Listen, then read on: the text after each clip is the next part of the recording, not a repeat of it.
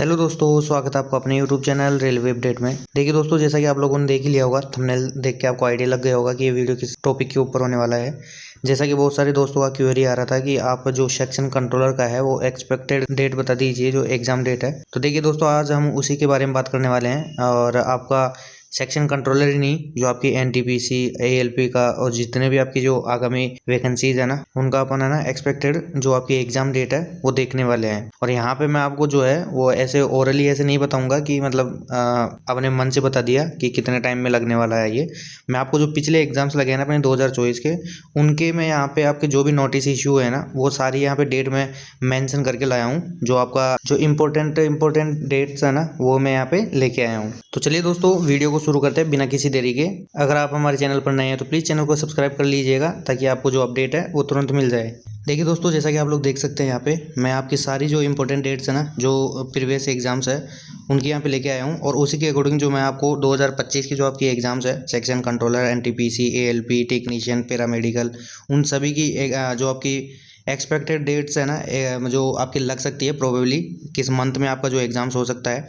तो देखिए यहाँ पे अपन फोकस करेंगे अपना जो डिटेल नोटिस है ना, उसके बाद में देखो यहाँ पे आपका दिया एप्लीकेशन स्टेटस। तो यहाँ पे आप देखोगे एएलपी के केस में 2024 की वैकेंसी में लगभग 6 महीने के बाद में आपका जो है एप्लीकेशन स्टेटस दिया था। और उसके बाद में आप देखोगे तो यहाँ पे देखो आपका 15/11 को जो है वो सीटी इंटीमेशन, यानी कि आपका जो है एग्ज़ाम लगना स्टार्ट हो गया था। यहाँ पे आपको बता दिया था कि मतलब आपकी जो एग्ज़ाम्स है कौन सी सिटी में लगने वाली है। तो यहाँ पे आप देखोगे लगभग 4 महीने के अंदर आपका यहाँ पे सिटी इंटीमेशन दे दिया था, यानी कि एप्लीकेशन स्टेटस आने के 4 महीने के बाद में जो है आपका एग्ज़ाम शेड्यूल हो गया। मतलब लगभग 3 महीने से लेके 4 महीने आप मान के चलिए। ये हो गया आपका एएलपी का। फिर आप बात करेंगे टेक्नीशियन में। तो देखिए टेक्नीशियन में डिटेल नोटिस आया आपका 8/3/2024 को। एप्लीकेशन स्टेटस दे दिया आपका ग्रेड 1 और ग्रेड 3 का। यहाँ पे आप देखोगे तो लगभग 8 महीने मान के चल सकते हैं आप, अप्रोक्स 8 मंथ आप यहाँ पे ले सकते हैं। 8 मंथ में यहाँ पे आपका टेक्नीशियन का क्या दिया एप्लीकेशन स्टेटस। उसके बाद में आप यहाँ पे देखोगे तो देखो यहाँ पे वहाँ पे लगाए 3 से 4 महीने आपके लगे थे एएलपी के अंदर। लेकिन यहाँ पे आप देखोगे तो यहाँ पे आपका केवल 1 महीने के अंदर ही जो है सिटी इंटीमेशन स्लिप दे दिया है। यानी कि आप सोच रहे हो, मतलब यहाँ पे आपका जो है अब वहाँ पे इतना टाइम लगा ना 3 से 4 महीना, तो उसके बीच में आपका जो है कुछ कोरिगेंडम वगैरह आए हैं, ठीक है ना। तो यहाँ पे केवल आपका 1 महीने के अंदर जो है आपकी सीट इंटीमेशन स्लिप आ गई है।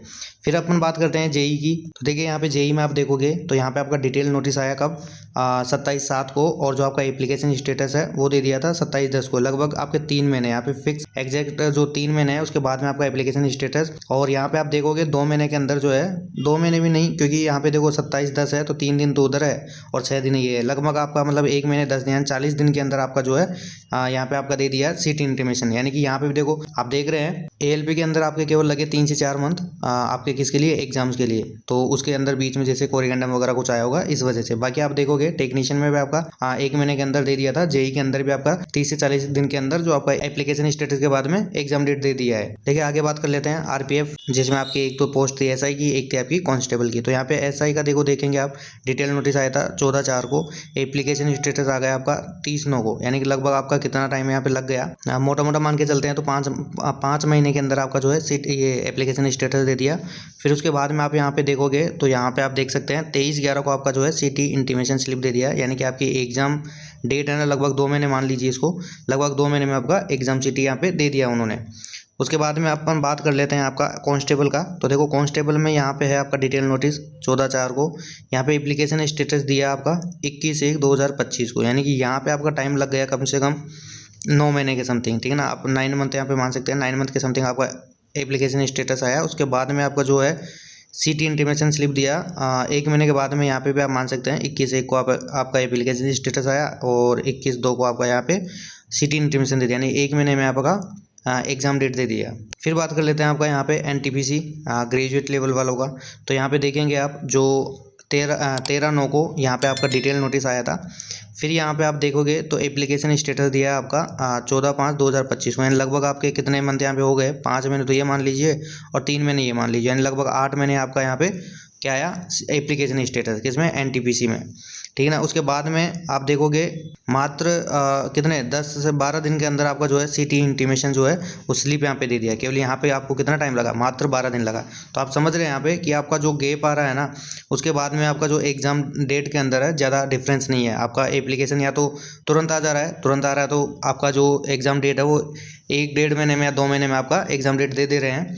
या फिर मान लीजिए जैसे कि आपका जो ये क्या बोलते हैं एप्लीकेशन स्टेटस देने में टाइम लगा रहे हैं, तो वो फिर बाद में आपका जो है एग्ज़ाम वो तुरंत करा ले रहे हैं। मतलब 20 दिन 30 दिन इतना आपको मैक्सिमम 1 महीना आपको वो बढ़ा के दे रहे हैं, इससे ज़्यादा आपके पास टाइम नहीं है। ठीक है, आगे आकर देखेंगे एनटीपीसी यूजी का, तो यहाँ पे आपका 20/9 को डिटेल नोटिस जारी हुआ। फिर उसके बाद में यहाँ पे आपका एप्लीकेशन स्टेटस जारी हुआ आपका 8/7 को यानी 2025 को। तो आप यहाँ पे देखोगे लगभग आपके 9 से 10 महीने के बाद में आपका जो है एप्लीकेशन स्टेटस दिया और उसके लगभग 20 दिन के बाद में आपका जो है सीटी इंटीमेशन स्लिप दे दिया। तो देख रहे हैं यहाँ पे भी केवल 20 दिन लगा, आपका एनटीपीसी के अंदर मात्र 10 दिन का गैप था। ठीक है ना दोस्तों, तो यहाँ पे आप देखें अपन जो ओल्ड एग्जाम्स है उनके बारे में देखें तो कम से कम आपका जो है जहाँ पे मतलब 6 से 7 मंथ आपके लगा रहे हैं सीटी इंटीमेशन देने में, तो वहाँ पे 1 से 2 मंथ के बाद में आपका जो है एग्जाम हो जा रहा है। आप ये चीज़ देख रहे हैं। तो यहाँ पे देखो आप देखेंगे 2025 की जो आपकी वैकेंसीज है, सबसे पहले एएलपी की है। यहाँ पे देखो डिटेल नोटिस आया 11/4 को, एप्लीकेशन स्टेटस दे दिया 4/12 को, यानी लगभग आपका कितना 8 महीने मान के चल सकते हैं आप। 8 मंथ में यहाँ पे आपका एप्लीकेशन स्टेटस दे दिया। तो जब आपका एग्ज़ाम लगने वाला है इसका, तो देखो 12 में दिया है, तो आपका जनवरी लास्ट, मेरे हिसाब से जनवरी लास्ट मान के चलिए, जनवरी लास्ट या फिर फरवरी मान के चलिए। ठीक है ना, जनवरी में आपका इसका एएलपी का भी एग्ज़ाम, देखिए इनका जो वैकेंसीज़ है कम है बिल्कुल। तो जो आपकी एग्ज़ाम्स लगेगी ना वो ज़्यादा दिन नहीं लगने वाली है, 2 से 3 दिन में आपकी जो एग्ज़ाम्स है वो ख़त्म हो जाएगी। ठीक है ना, जिसमें थोड़ी सी एक्स्ट्रा वैकेंसी है वहाँ पे थोड़ा लग सकता है 2-4 दिन एक्स्ट्रा, बाकी आपके यहाँ पे टाइम ज़्यादा नहीं लगेगा, इसलिए आपकी जो एग्ज़ाम डेट्स है ना वो तुरंत आ जाएगी। फिर यहाँ पे आप देखोगे टेक्नीशियन का, टेक्नीशियन में देखो यहाँ पे आपका 27/6 को आपका डिटेल नोटिस आया था और 8/12 को जो है वो एप्लीकेशन स्टेटस दे दिया है। यानी कि आपका जो है टेक्नीशियन का भी एप्लीकेशन स्टेटस आउट हो चुका है, जिसमें 6 महीने यहाँ पे आपके लगे हैं, लगभग 6 महीने आप मान सकते हैं। तो इसका भी एग्ज़ाम जो है ना, देखिए एएलपी का एग्ज़ाम जैसे एग्ज़ाम डेट जैसे ही आ जाएगी ना, आपकी टेक्नीशियन की भी आ जाएगी उसके बाद में, और उसके बाद में पैरामेडिकल की भी आ जाएगी। समझ रहे बात को। फिर उसके बाद में रहेगा आपका सेक्शन कंट्रोलर। तो यहाँ पे आपका जो सीएन दिया हुआ ना, क्रम वाइज आपकी वैकेंसी की जो एग्जाम डेट है वो आएगी। यहाँ पे आप पैरामेडिकल का देखोगे तो देखो 8/8 को तो यहाँ पे डिटेल नोटिस आया था और 8/12 को जो है आपका एप्लीकेशन स्टेटस दे दिया, यानी कि लगभग 4 महीने में यहाँ पे आपका एप्लीकेशन स्टेटस आ गया। ठीक है ना, तो इसका भी आप फरवरी में मान के चलिए, फरवरी में इसका एग्जाम हो जाएगा आराम से। फिर देखो आप बात करते हैं नेक्स्ट सेक्शन कंट्रोलर की। सेक्शन कंट्रोलर का 15/9 को इसका डिटेल नोटिस आया था और 11/12 को एप्लीकेशन स्टेटस दे दिया। यानी कि यहाँ पे भी आप देखोगे तो ज़्यादा से ज़्यादा आप 3 महीने मान सकते, 3 महीने भी नहीं, लगभग आप 2 महीने मान के चलिए। ठीक है ना, 2 मंथ यानी कि 2 महीने ही लगे हैं। 2 महीने में आपका 2 महीने भी नहीं लगे पूरा, 2 महीने के अंदर आपका जो है एप्लीकेशन स्टेटस दे दिया। तो जो एग्जाम डेट है वो भी इसकी जल्दी आने वाली है। जैसा कि आप लोग जानते हैं 2026 का आपका कैलेंडर भी जारी हो चुका है, जो आपकी वैकेंसीज है, आगामी वैकेंसीज।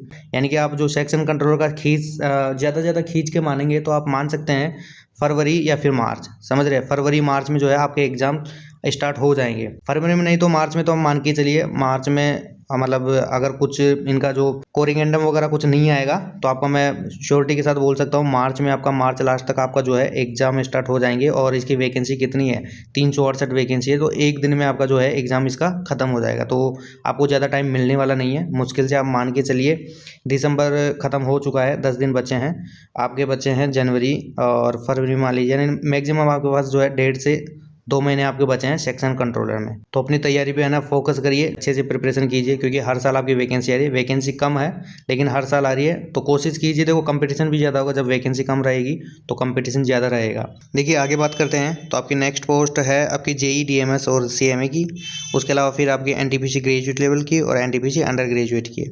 तो देखिए यहाँ पे आप देखोगे तीनों का जो नोटिफिकेशन है वो डिटेल नोटिफिकेशन अक्टूबर में आया है और लगभग सेम डेट में ही आया है। ठीक है ना, आगे पीछे 2-4 दिन का फ़र्क है। तो यहाँ पे अगर आप मान के चलिएगा तो इनका कम से कम 6 महीने तो आप मान के चलिए, 6 महीने से तो पहले इनकी एग्ज़ाम होने वाली नहीं है। ठीक है ना, तो आप जून यानी कि जुलाई, हाफ जुलाई तक मान के चलिए। ठीक है ना, जुलाई तक इनका जो है एग्ज़ाम लगने का प्रोबेबली जो है चांस है, क्योंकि देखो जेई की भी पोस्टें ज़्यादा नहीं है, आपके एनटीपीसी इनकी भी ज़्यादा नहीं है, तो ज़्यादा टाइम लगेगा नहीं, आपके 5 से 7 दिन में जो है एग्ज़ाम जो है वो कंप्लीट हो जाएगी। देखिए दोस्तों, तो मैंने आपको बता दिया है नोटिफिकेशन के हिसाब से कि आपका जो है एक्सपेक्टेड डेट है वो कब लग सकती है। तो देखो यहाँ पे मैं एक बार आपको यहाँ पे बता देता हूँ। एएलपी का आप मान के चलिए आपका जो है जनवरी के समथिंग, ठीक है ना, जनवरी या फरवरी में। टेक्नीशियन का भी आप उसी टाइम पे मान के चलिए, जनवरी फरवरी में, ठीक है ना। और पैरामेडिकल का आप मान सकते हैं फरवरी के समथिंग, ठीक है ना, फरवरी लास्ट तक आप मान सकते हैं। उसके अलावा अगर सेक्शन कंट्रोल का लेते हैं तो सेक्शन कंट्रोल भी आपका जो है फरवरी लास्ट या फिर आपका जो है मार्च में इसका जो है एग्ज़ाम डेट आपकी आ जाएगी, ठीक है ना दोस्तों। तो ये छोटा सा प्रयास किया था मैं आप लोगों के लिए, क्योंकि बहुत सारे दोस्तों का कमेंट आ रहा था कि एक्सपेक्टेड डेट बताइए कब तक लग सकती है कब तक नहीं, तो मैं ये कोशिश किया हूँ आपको बताने की, ठीक है ना। ये केवल एक्सपेक्टेड ही है, प्रोबेबली है ये, लेकिन आपको फिक्स नहीं है, क्योंकि देखो रेलवे चाहे तो आपका जो है कल ही आपका सीट इंटीमेशन के लिए स्लिप निकाल सकता है।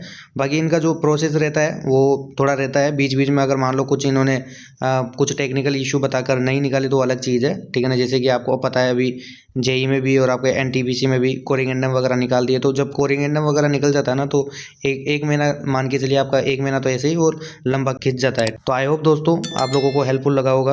अगर हेल्पफुल लगे तो प्लीज़ वीडियो को लाइक कीजिए, अपने दोस्तों के साथ शेयर कीजिए, और अगर चैनल पर नए हैं तो प्लीज़ चैनल को सब्सक्राइब कर लीजिएगा। मिलते हैं अगली वीडियो में। धन्यवाद दोस्तों।